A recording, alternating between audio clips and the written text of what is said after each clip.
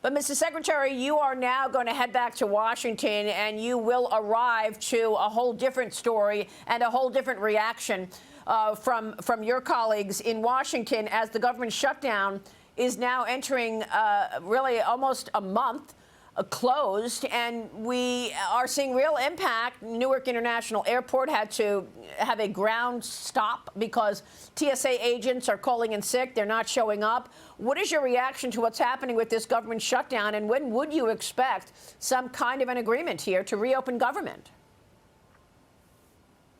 Well, Maria, as you said, the contrast could not be more marked.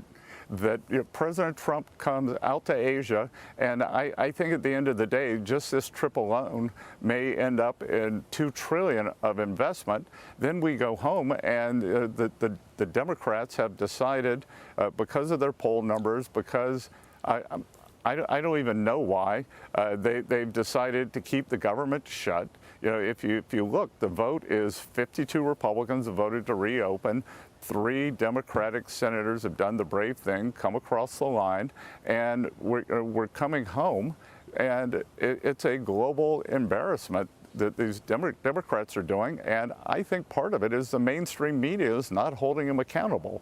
If the Republicans were doing this, anytime the Republicans have refused to reopen the government, the amount of the terrible press that they get from the mainstream media is borders on hysterical, and where's the fairness here? And you're right, Maria, we are starting to eat into the economy, and imagine this: the day after Thanksgiving is the single biggest travel day in America. Biggest travel day in America, and as you said, airports are starting to close, and when families are not able to get together, they are going to blame the Democrats for this, and I hope that they will hold them accountable, and they should be ashamed of themselves. Well, I mean, look, we're already getting estimates of the cost to the economy, and that is exactly why I've been saying that this is becoming very dangerous, because when you see TSA agents calling in sick and air traffic control working without pay, you start questioning whether or not flying is safe. And that could lead to not just a government shutdown, but an economic shutdown. Based on where we are today, Secretary, what would be your best estimate in terms of the impact to the economy and economic growth right now? Well, Maria, it's very difficult to predict, but we know that it's going to be lower. And my theory of the case here is, since President Trump came into office, as you know, the Democrats have been trying to stop him.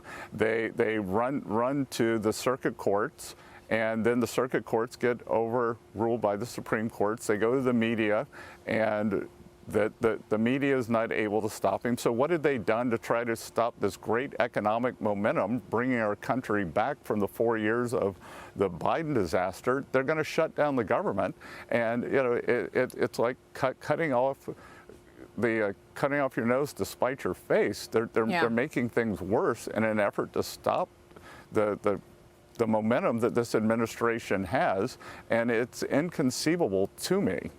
And of course, Secretary, you are being attacked by Democrats for helping Argentina. Chuck Schumer said the other day something around the lines like, well, he can help Argentina, but he's not here reopening government.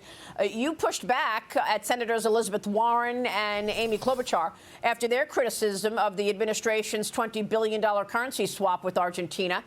You wrote in a tweet, their remarks are Peronist, referencing the former Argentinian president, Juan Perón. Tell us what you want to say to the Democrats who are trying to triangulate this Argentinian bailout and support for one of our important allies in the middle of this government shutdown.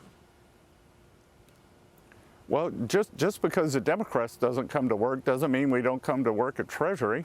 And I can tell you that we have been doing, we've been working full speed. The world can't go on hold because the Democrats have shut down the government. One of our great allies in South America, President Milei, needed a bridge to go into the election. And, it's inconceivable to me, inconceivable that Senators Warren and now, unfortunately, Senator Klobuchar, who's normally much more level-headed, has gotten in on this, that 47 million Argentinians, we are helping them, and a majority of them now want free markets. Argentina suffers from a legacy of financial mismanagement. The poorest what was very interesting to me, the poorest segment of Argentinian society has switched over to President Milei. He has their support. Young people are voting for him, and they want a different kind of life. No money has been spent. It's from the Exchange Stabilization Fund, which I can use unilaterally. So I was able to do that.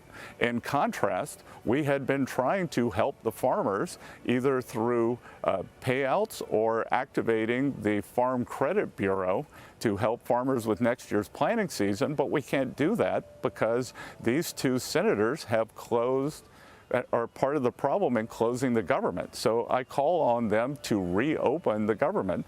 But, again, we've done an end run around them with these trade deals, and the soybean farmers are going to be fine. No thanks to these two. And, it's just inconceivable to me that,